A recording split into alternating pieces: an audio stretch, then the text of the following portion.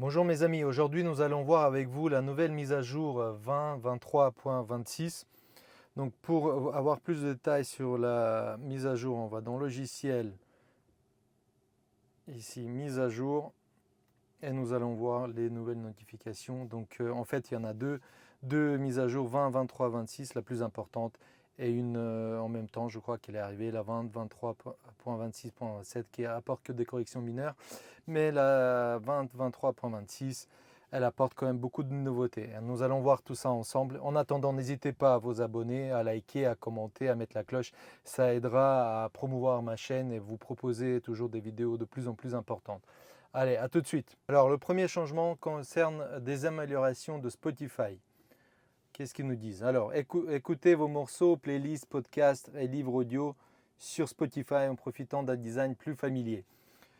Bon, on va aller voir ce que ça donne. Donc, on va sur le logo de Spotify et vous avez cette image-là qui s'affiche. Bon, moi, j'ai pas de Spotify en compte personnel. J'ai que celui du compte, enfin du véhicule, parce que j'ai la connexion premium. Donc, je vais l'utiliser. Donc disposez-vous de votre propre compte Spotify, connexion, donc moi je ne l'ai pas, mais vous pourrez le faire si vous en avez un. Donc accepter.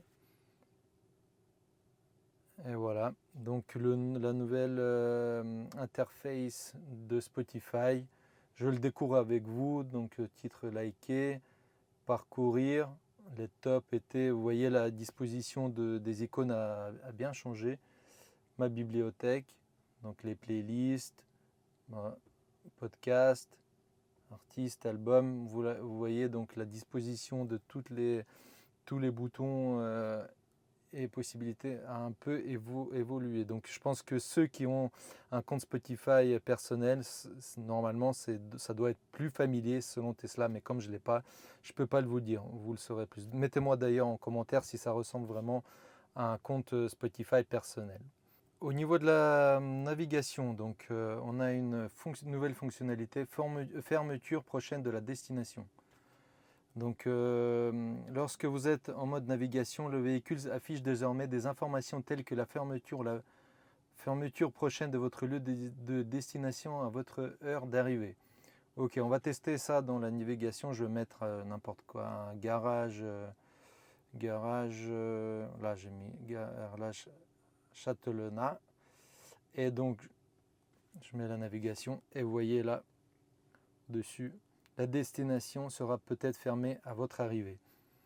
Donc c'est une nouvelle fonctionnalité qui n'existait pas avant. Le troisième changement concerne, en fait c'est tout simple, un nouveau jeu, Vampire Survivors. Défendez-vous contre un assaut de créatures de la nuit pour survivre jusqu'à l'aube. Bon, ça je pense que vous le savez, vous allez dans le toolkit là, arcade, et vous allez avoir le nouveau jeu affiché directement ici en plus de ceux que vous connaissez en bas. Donc jouer. Bon, rien de spécial, hein, c'est juste un nouveau jeu et voilà, vous pourrez profiter avec vos enfants en attendant votre épouse au magasin avec un nouveau jeu. Bon, par contre là, le graphique, c'est pas génial, mais bon, c'est comme ça. Confirmer, commencer. Qu'est-ce qu'il faut faire? Oh là là, je me fais massacrer là.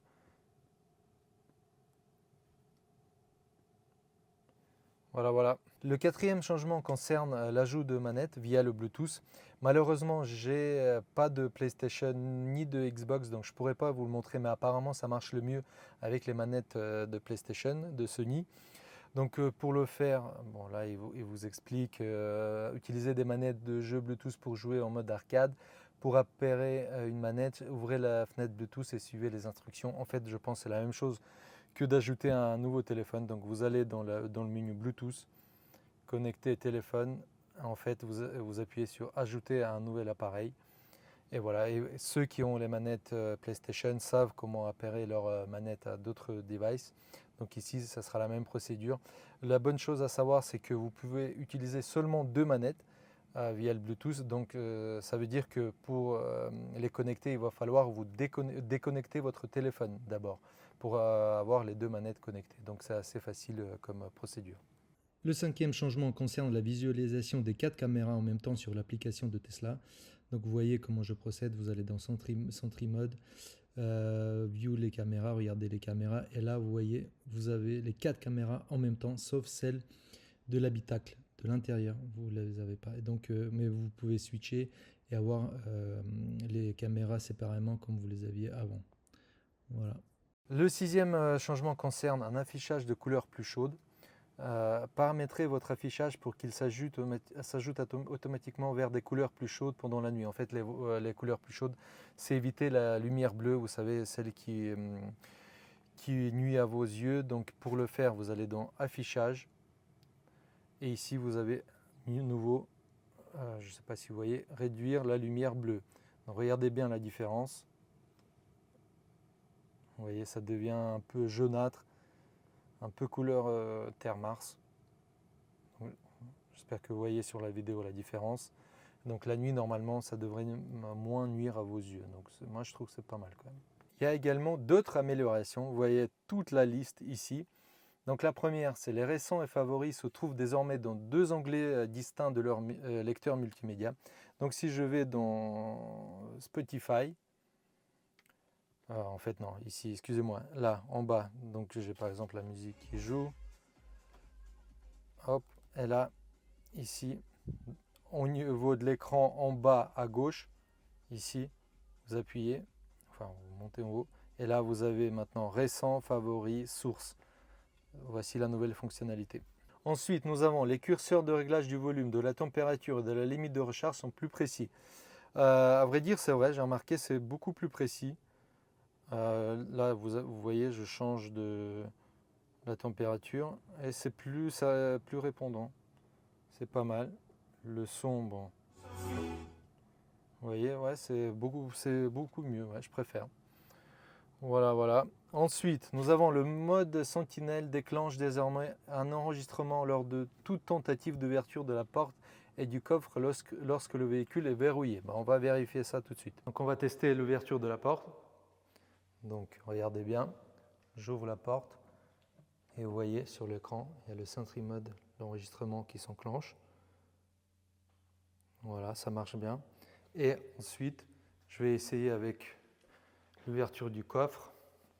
Donc il faudra filmer. Donc, j'ouvre le coffre et vous voyez sur l'écran, vous avez le même affichage. Donc ça marche très bien. Nous avons un nouveau menu concernant le manuel d'utilisation du véhicule. Accédez plus rapidement au manuel du propriétaire et aux notes de mise à jour grâce à la nouvelle application manuelle. Informez-vous sur toutes les fonctionnalités du véhicule, du freinage régénératif à l'optimisation de l'autonomie. Donc en fait, là j'y suis, c'est le petit logo, la icône i, tac. Et donc là vous avez le manuel, apprenez à connaître votre Tesla, manuel du propriétaire et note de mise à jour que je vous montre dès le début de cette vidéo là. Donc ouais, c'est assez pratique, vous avez dans un seul endroit beaucoup d'informations. Ensuite, nous avons la navigation automatique affiche davantage de détails sur votre lieu de destination. À vrai dire, je n'ai pas vu de grosses différences par rapport à la dernière mise à jour où vous avez, comme sur Google, la note, la photo de votre destination. Bon, je vais essayer la Tour Eiffel, donc voilà les recharges sur la route, à combien de pourcents je vais arriver. Donc à vrai dire, je ne vois pas de grosses différences. Si vous avez vu plus de différences, vous avez trouvé un truc différent par rapport à la dernière mise à jour, dites-le moi dans les commentaires s'il vous plaît pour aider la communauté. Merci. Et le dernier changement concerne le clavier qui est maintenant disponible en français pour la Suisse. Donc pour nos amis suisses. En plus, j'habite dans une région frontalière avec ce pays, beau pays, donc voilà. Ça ne concerne pas tout le monde, mais pour la Suisse, c'est pas mal. Allez mes amis, voilà, j'espère que la vidéo a été utile. Donc comme je vous ai dit au début, n'hésitez pas à commenter, à liker, à mettre la cloche, à mettre les commentaires pour aider ma chaîne à se développer et à montrer plus de vidéos à notre communauté. Allez, bye bye, ciao.